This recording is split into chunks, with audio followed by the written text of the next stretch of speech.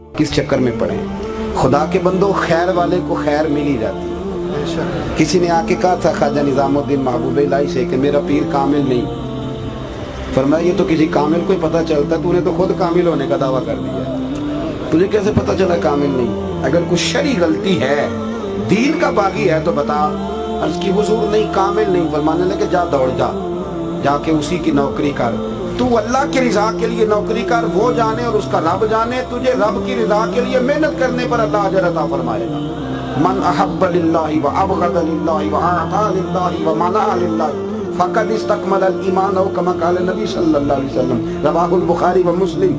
हुजूर ने फरमाया मोहब्बत कर तो अल्लाह की रिजा के लिए, बुग़्ज़ रख तो अल्लाह की रिजा के लिए, किसी को कुछ दे तो अल्लाह की रिजा, किसी से कुछ चीज़ मना कर तो फिर भी अल्लाह की। अदब आदाब, किसी सैयद का बिला वजह भी अदब करोगे तो अल्लाह राजी हो जाएगा। सही कह रहा हूँ, हमारे यहाँ माहौल नहीं रहा। ये दरवेश लोग हैं बेचारे सादे जो कुछ करें। अहले बैत नबुव्वत का अदब। आला हज़रत फाज़िल बरेलवी रहमतुल्लाह अलैह ने फतावा रज़विया की 8वीं जिल्द में हदीस लिखी है। नबी पाक अलैहिस्सलाम ने फरमाया जिसने अब्दुल मुत्तलब की औलाद के साथ नेकी की। और मज़े की बात यह है, हदीस के रावी अमीरुल मोमिनीन सैयदना उस्मान गनी है। हज़रत उस्मान गनी रज़ी अल्लाह ताला अन्हु रावी। हुजूर ने फरमाया जिसने अब्दुल मुत्तलब की औलाद के साथ नेकी की, वो जब मुझसे मिलेगा तो मैं खुद उसे सिला अता करूंगा। अब बरेली के इमाम का कलम बड़ा शानदार है ना। आला हज़रत हदीस पे तबसरा करते हैं, कहते हैं सिला तो बड़ी दूर की बात है, महबूबा हमारे लिए इतना ही काफी। आपने कह दिया जब वो मुझसे मिलेगा, तो आपकी मुलाकात ही बड़ा सिला है, तो अगला सिला क्या करना है। अदब करें, एहतराम करें। एक आला हजरत के छोटे बेटे थे मुफ्ती आज़म मौलाना मुस्तफ़ा रज़ा खान, 1.25 करोड़ आदमी मुरीद था। एक उनके मुरीद ने एक ना मानने वाले से कह दिया कि मेरे मुर्शद मुफ्ती आज़म है।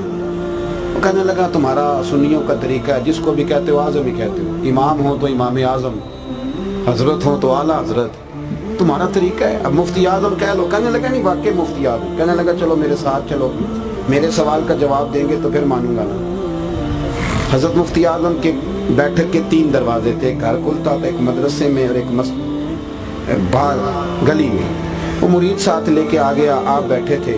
अब उसने कहा था मैंने सवाल पूछना है। कुछ लोगों ने पहेलियां याद की होती है ना, इल्म के लिए मसला नहीं पूछते, किसी का इल्म चेक करने के लिए मसला पूछते, इसलिए सारी जिंदगी फैज़ नसीब नहीं होता। आके हुजूर मुफ्ती आज़म से उसने कहा जी मेरा ये दोस्त है, ये आपसे कुछ सवाल करना चाहता है। आपने फरमाया पूछो। तवज्जो है मेरी बात पर? बस समेट रहा हूँ, पूछो। कहने लगा जी नबी करीम अलैहिस्सलाम की 4 बेटियों के नाम बताएं। उस बेचारे का बड़ा इल्म होगा ना, नाम बताएं।